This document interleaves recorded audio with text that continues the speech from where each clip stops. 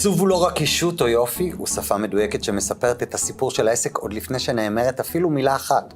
כבר שנכנסים למשרד, קליניקה או כל עסק שהוצב נכון, מרגישים ישר את המקצועיות, את היופי, את האסתטיקה והחמימות שמזמינה להישאר. ליאת ברנק, הבעלים של אליה דיזיין, חיה ונושמת את השפה הזו כבר לא מעט שנים, אנחנו לא נסגיר. היא מאמינה בעיצוב אסתטי, אבל גם פרקטי, יפה, אבל מדויק. היי ליאת. שלום מושיק. נספר להם שאנחנו מכירים מילדות? בוודאי. כן, יש לנו רומן ארוך שנים. בואו נדבר על זה שבית עסק, התפקיד שלו זה בעצם לתת שירות ללקוחות. אז למה בכלל אנשים כל כך מקפידים ומשקיעים בעניין של העיצוב? קודם כל, עיצוב בעסק זה הדבר הראשון שאנשים רואים. נכון. אתה נכנס לעסק, ברגע שהוא מעוצב, זה מקנה ללקוח ביטחון, זה מספר את הסיפור של העסק, זה מראה כמה העסק ברמה גבוהה, מבחינת שירות אולי. אתה שם לב שאכפת לבעל העסק ממך גם, לא רק מהעסק בוודאי. שלו. בוודאי, כי הוא משקיע בשבילך. זאת אומרת, נותן את האווירה שהוא רוצה לשדר ללקוח, את האמינות שלו. את בוחרת בעבודות שלך לעבוד המון עם חיפויים וטפטים.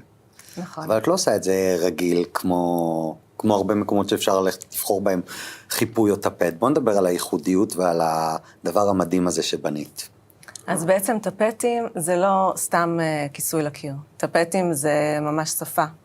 זה יכול לשדר שבבות, זה יכול לשדר, זה יכול אפילו לתת לעובדים הרבה יותר פרודוקטיביות. באליה דיזיין, אני לא מגיע ובוחר בהכרח מתוך קטלוג, ואז זה מה שעושים לי.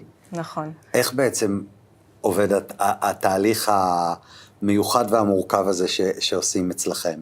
בעצם הייחוד שלי זה שאני יכולה ממש לתפור לכל עסק את הטפט שלו, את המיתוג שלו, ובעצם את כל האווירה שהוא רוצה להעביר דרך הקירות. אני עושה גם סטיילינג, לפעמים זה יכול להיות תאורה וריהוט, ובעצם כל מה שצריך כדי שהחלל יקבל את הצורה שהוא צריך, וירגיש נעים ומזמין, וייתן ללקוח את ההרגשה הטובה הזאת, שהעסק הזה באמת מכבד את עצמו. איך עלית על הרעיון הזה? כי את באמת חלוצה בתוך הדבר הזה. לפני שהכרתי אותך, ואני יודע שאת כבר הרבה שנים עוסקת בזה במקצועיות רבה, ואת באמת היית מהראשונות. כן. איך הגעת לזה? אז אני כבר 25 שנה מעצבת גרפית. ולפני 8 שנים בערך עברתי לבית משלי, והחלטתי שאני רוצה שהבית שלי יהיה שונה ומיוחד, והתחלתי לעצב לעצמי את הטפטים בתוך הבית. לאט לאט אנשים מאוד מאוד התלהבו, ככה הראיתי לחברים, למשפחה, ומתוך זה נוצר כל הקונספט הזה. ואז התחלת לעשות לאחרים. כן. אם מגיע אלייך עכשיו לקוח עם קליניקה או משרד קטן, איך תתחילי בעצם את תהליך העבודה?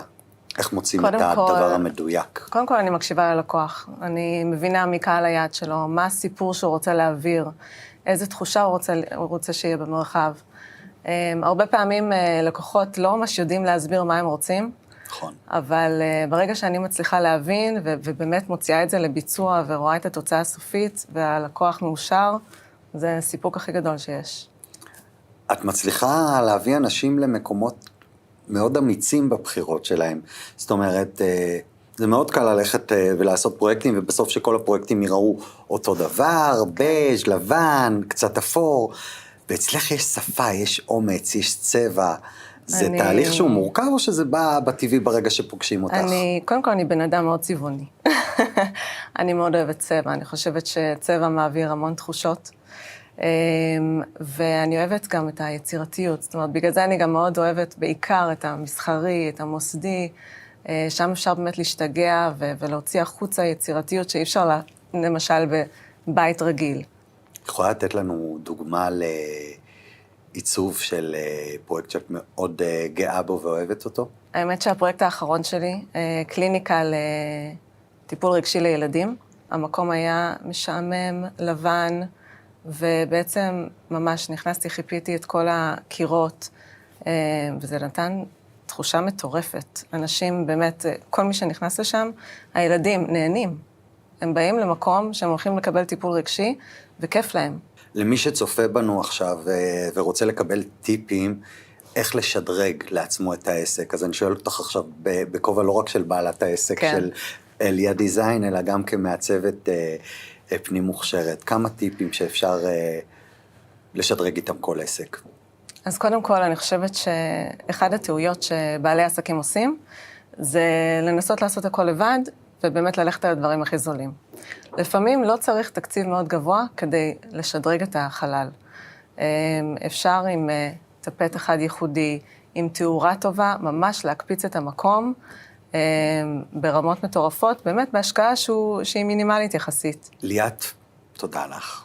אני רוצה תודה להזכיר לך. לכם שאסתטיקה ואמירה אישית ועיצוב מדויק, זה בדיוק כרטיס הביקור של העסק שלכם, וליאת, הבעלים של אליה דיזיין, תוכל לעזור לכם. תודה שהיית איתנו. תודה רבה.